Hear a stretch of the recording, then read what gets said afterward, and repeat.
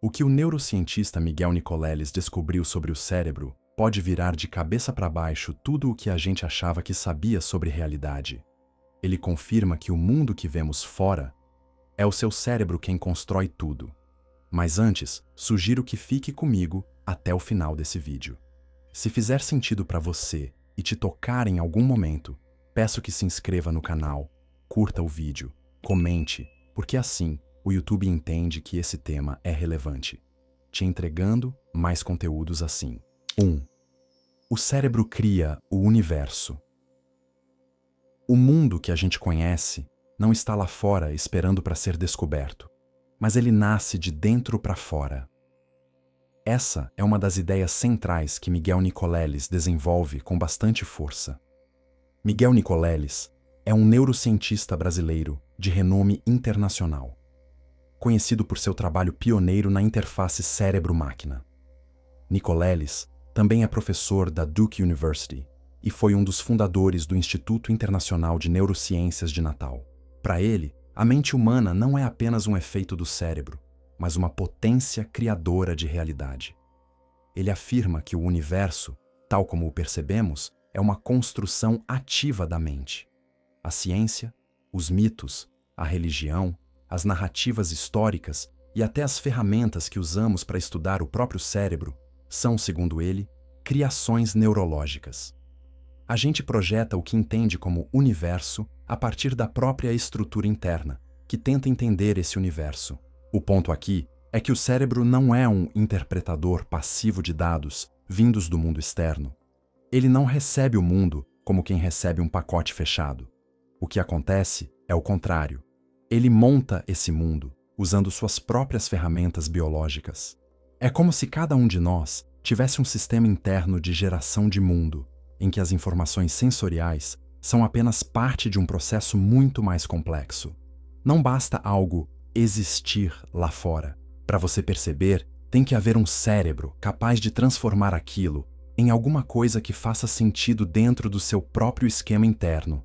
Nicoleles afirma que a civilização é produto direto da neurobiologia, ou seja, toda a cultura humana é uma espécie de extensão do modo como nossos neurônios se organizam e se comunicam.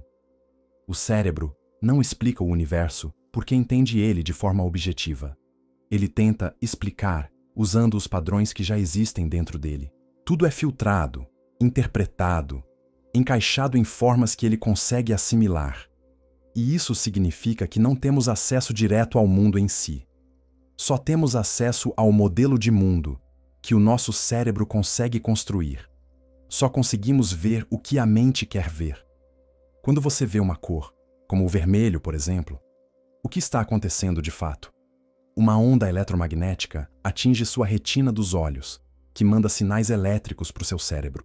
Mas a cor vermelha que você percebe não está na onda em si. Ele é uma criação interna, gerada pela sua mente. Não existe vermelho no universo. O que existe é uma frequência de luz que seu cérebro aprendeu a pintar com essa sensação que você chama de cor. E isso vale para tudo. Cheiro, som, sabor, textura, tempo, espaço, tudo. Cada detalhe da sua experiência é uma produção que acontece lá dentro. É nesse sentido que Nicoleles defende que o universo que conhecemos não seria possível sem um cérebro que o construa. O mundo não está simplesmente aí. Ele é o resultado da atividade organizada de bilhões de neurônios em constante movimento, como se cada sinapse fosse uma pincelada num quadro que você vai ver só depois de pronto. Não existe matéria percebida sem uma mente que a interprete. E essa mente não apenas interpreta, ela inventa. Ela reconstrói aquilo que chama de realidade, com base em padrões internos que vêm sendo esculpidos há milhões de anos de evolução e algumas décadas de vida individual. Quando a gente começa a aceitar isso, as certezas sobre o que é real vão cedendo espaço para uma percepção mais ativa da mente. Você deixa de ser só alguém que está vivendo num universo externo. Você passa a perceber que é o seu cérebro que está gerando esse universo agora mesmo aí, sentado na sua poltrona, tomando seu cafezinho. Mas nada disso é real. O que a gente entende como lá fora, na verdade, é uma construção aqui dentro. altamente sofisticada, coletiva, mas ainda assim mental. O cérebro, segundo ele, é um sistema tão complexo que não apenas responde ao ambiente. Ele cria ambientes. Ele inventa histórias para preencher buracos. Ele organiza símbolos, constrói linguagens, projeta significados. E tudo isso sem que a gente perceba. Você pode achar que está apenas vendo, sentindo, entendendo. Mas o que você está mesmo é sendo o centro gerador da sua realidade. É por isso que Nicoleles compara o cérebro a uma democracia. São 86 bilhões de neurônios votando o tempo todo, e a gente só escutava a voz de um neurônio somente. É hora de ouvir todos eles. Isso quer dizer que o que você entende como verdade ou realidade é resultado de uma complexa eleição interna. O que aparece no palco da consciência é só o que conseguiu passar por todos esses filtros neurais. E não é só questão de percepção sensorial. Tudo o que a gente chama de conhecimento também entra nesse jogo. A forma como montamos teorias, explicações, até mesmo a noção de causalidade ou tempo linear, são expressões da arquitetura cerebral. A mente não apenas responde ao mundo, ela cria as molduras onde esse mundo vai se encaixar. E talvez por isso seja tão difícil sair do próprio ponto de vista. A gente vive dentro do que o cérebro permite construir. Então, quando Nicoleles afirma que o cérebro é o verdadeiro criador de tudo, ele está dizendo que a realidade conhecida é fruto da atividade simbólica, elétrica e estrutural que acontece dentro da nossa mente. O mundo não existe. O que você vive é uma versão que o seu cérebro é capaz de sustentar como mundo possível. O que você vê fora está acontecendo dentro. 2. A mente antecipa o futuro. O truque evolutivo do cérebro. A mente não espera os fatos. Ela antecipa. Esse mecanismo não é uma escolha consciente. É parte da estrutura biológica que permitiu à nossa espécie sair da pura reação e começar a projetar possibilidades. Miguel mostra que o cérebro humano funciona como uma máquina de previsão contínua, operando com uma defasagem temporal de milissegundos, em que os neurônios decidem antes que a consciência perceba. Quando você move o braço, por exemplo, o impulso que dá origem ao movimento já havia começado antes de você achar que quis fazer isso. A sensação de decisão é quase sempre atrasada. E é exatamente esse pequeno intervalo que abre espaço para o pensamento simbólico. Essa antecipação neurobiológica tem uma função evolutiva direta. O cérebro constrói modelos internos que não apenas espelham o ambiente externo, mas prevêem padrões. É por isso que conseguimos andar, falar, ler expressões, entender o que uma pessoa quer dizer antes dela terminar a frase. O mundo não aparece inteiro nos nossos sentidos. A gente completa, edita, imagina, projeta. E isso acontece porque bilhões de neurônios operam como redes de interpretação ativa do tempo. Nicoleles mostra que o cérebro, nesse ponto, se comporta mais como um organismo político do que como um simples processador de estímulos. Ele usa uma metáfora bem simples em suas entrevistas e palestras que é o seguinte: o cérebro é uma grande democracia. Os neurônios votam. Só que a gente só escuta a voz de um neurônio e precisamos ouvir os 86 bilhões de neurônios que existem. O que existe é uma distribuição de poder. E é dentro dessa rede que surgem as decisões, os planos, os desejos e, principalmente, as projeções. A mente não está só registrando o que acontece. Ela está continuamente formulando versões do que pode acontecer. E essa previsão serve como base para tudo que a gente constrói coletivamente como cultura. Quando você vê alguém levantar a mão para acenar, o seu cérebro já prevê se é um oi, um tchau, um gesto de dor, ou a pessoa está pedindo algo.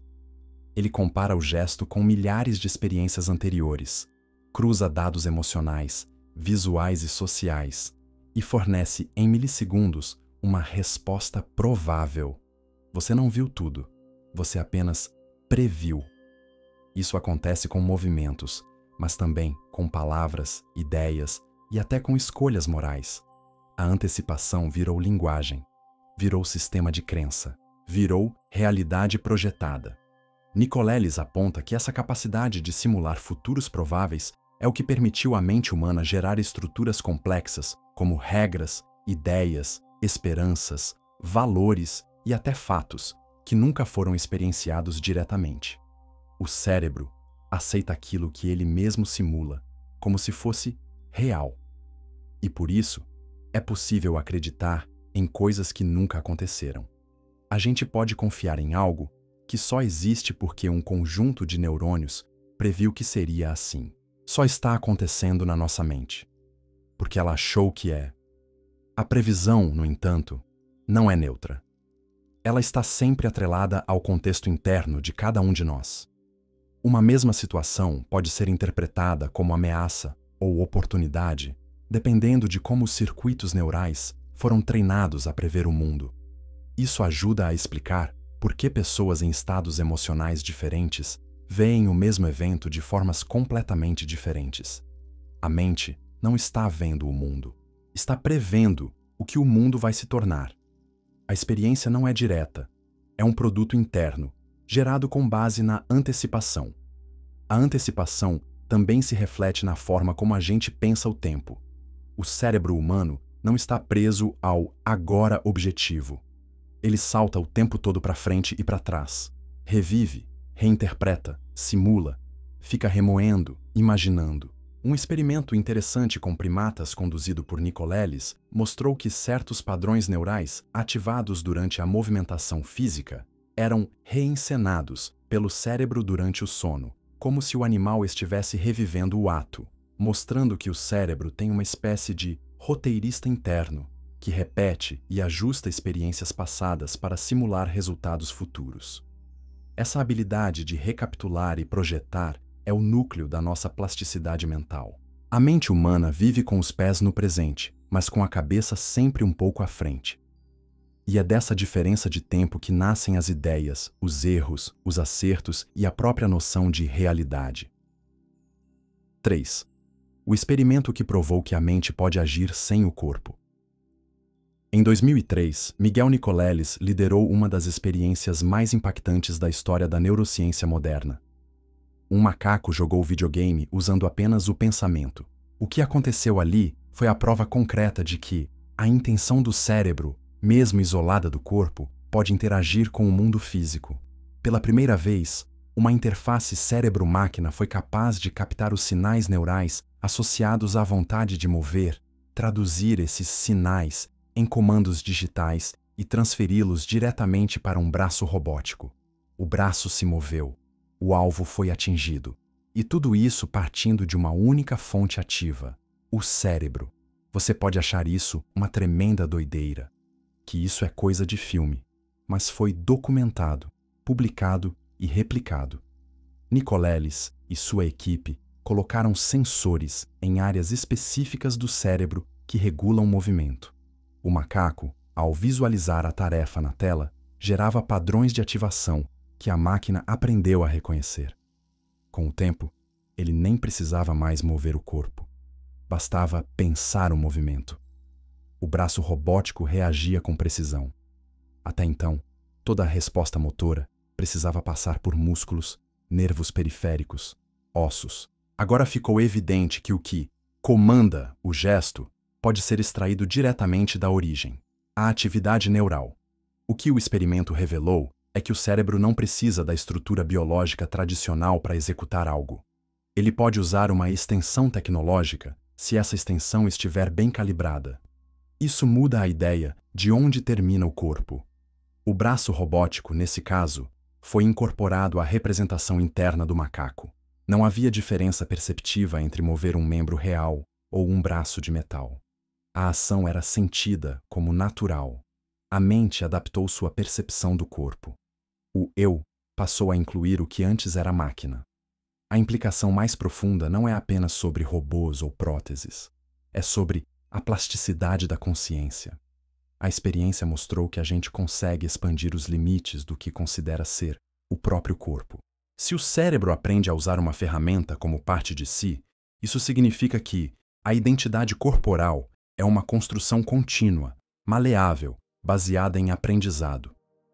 Nicolelis chama esse fenômeno de corporeidade dinâmica. A ideia de que o eu corporal não é fixo, mas sim um modelo mental que pode se adaptar conforme o contexto. Esse tipo de descoberta abre caminhos imensos, não só para a reabilitação física de pessoas com paralisia, mas para uma nova compreensão da própria cognição. Porque se você pode controlar o mundo apenas com sinais neurais, então o que a gente chama de agir já começa muito antes do corpo se mover. E se a ação pode ser extraída direto do cérebro, significa que tudo aquilo que a gente considera como sendo do mundo externo pode ser influenciado sem a mediação tradicional.